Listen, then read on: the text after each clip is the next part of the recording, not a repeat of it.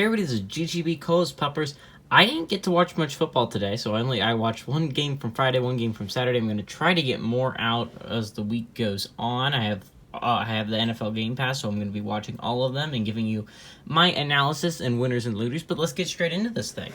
Let's talk about the winners of the Dallas Cowboys and Arizona Cardinals, and let's just straight up say the quarterbacks. The quarterback play in this game, in my opinion, was the best quarterback play we have seen so far. And now, to be fair, we're just talking about the Hall of Fame game and the Thursday and Friday games. I haven't seen all the Saturday games, so don't, if there's some really good quarterback battle, don't, get mad at me. But I'm going to be honest, Garrett Gilbert looked really good. And he had an amazing throw down the sideline to, I want to say, I don't remember who it was. I think it was Michael Gallup, but I'm not positive. And then Cooper Rush had some great plays. Colt McCoy proved that he's a backup caliber quarterback in this league. And I understand that sounds like an insult. It's not. Colt McCoy is a good backup. He's a good backup to have on this football team, and I'm really impressed with what I've seen out of Colt McCoy. Plus, an absolute dime down the field to Christian Kirk. Both Garrett Gilbert and Colt McCoy both had those, and those are why the guys are the backup quarterbacks. And then Chris Streveler was really good in my opinion. He went 12 of 24, 107 yards, didn't throw a touchdown, but also didn't throw a pick, and he ended up getting them the game-winning field goal, putting them in position to kick that. Now I have a running back on each team that I think won this game, and my number one running back on the Dallas team is Jaquan Hardy. Jaquan Hardy, he had 8 carries for 32 yards, averaged 4 yards per carry. This guy's a rookie out of Tiffin. He was not drafted, which is why I'm impressed. And let's be honest, you normally keep 3 or 4 running backs on the team, right? The Dallas Cowboys have always had a serious drop-off in talent behind Tony Pollard. Once, Zeke went down last year, and you guys had Tony Pollard and then no one else. Jaquan Hardy he's playing so well that, you got to think about giving him that number 3 role. He played so well this game. I'm insanely impressed with this man. And then the Arizona guy, I just got to say, it's Eno Benjamin. Eno Benjamin had 5 carries for 50 yards and a touchdown. Eno Benjamin looked phenomenal for a 7th-round pick in his second year in the NFL.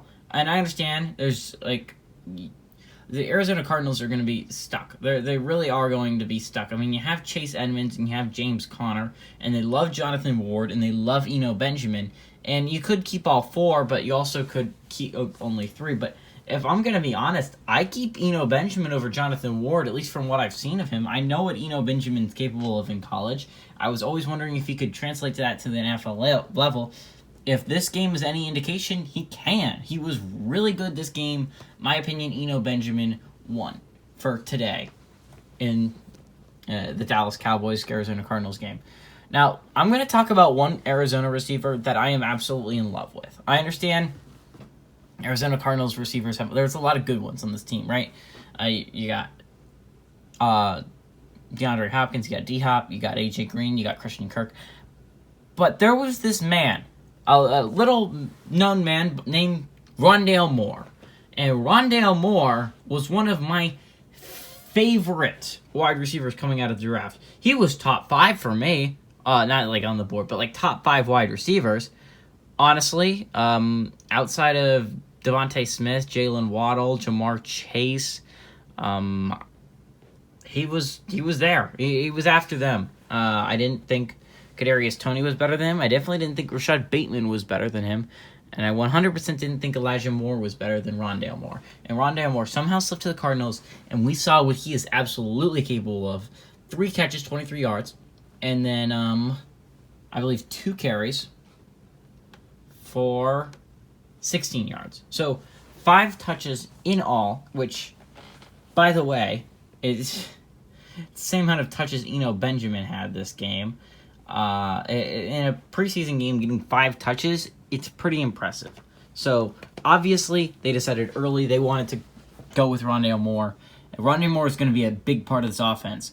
And he won today, in my opinion. He showed them the reason why they picked him. And then I'm going to go with a defender on each team here.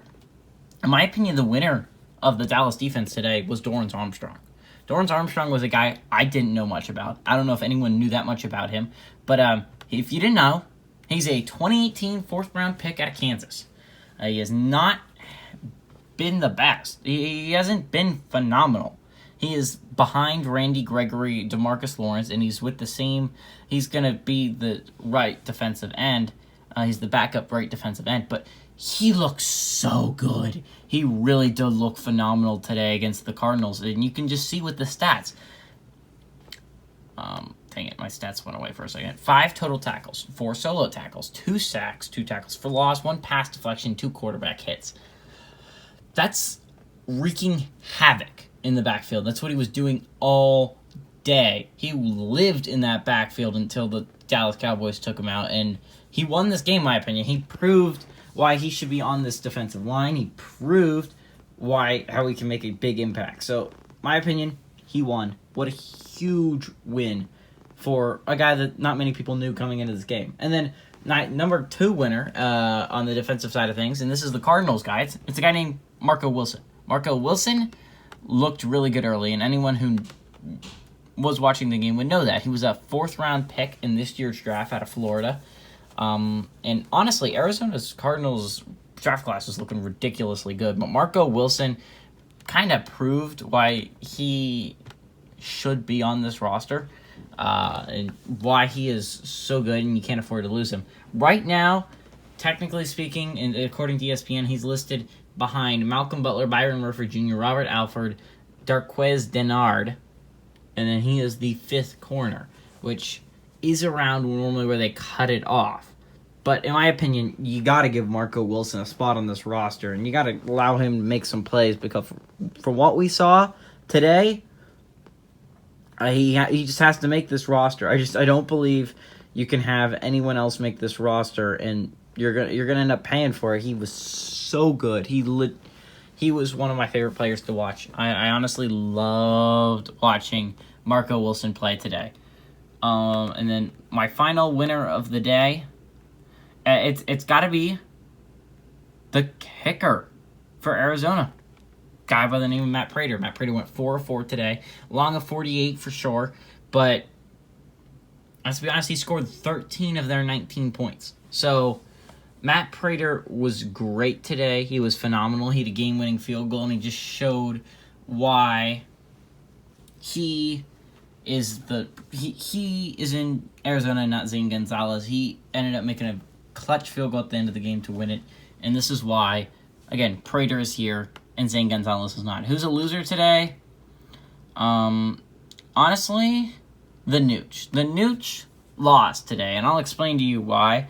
The Nooch was drafted, so obviously you would think that he would make this team and be in more favor than Garrett Gilbert and Cooper Rush, 2 players the Cowboys did not draft.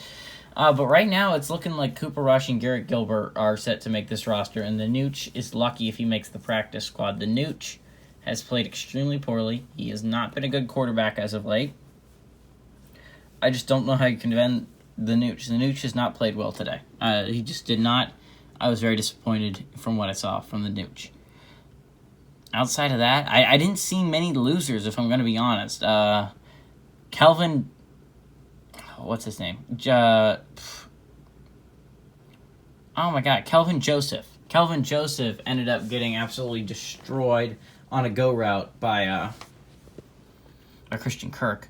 So I got to consider him a loser, I guess. He did not play well. He did not have any standout plays. Also, Israel Mukwamu, he got kind of targeted a lot. He got kind of picked on. So, again, I got to list him as a loser. Not many losers. I really enjoyed watching this game. It was my favorite preseason game so far. But hey, everybody, this is GGB, Coast Peppers, saying adios, amigos. Don't forget to like and subscribe.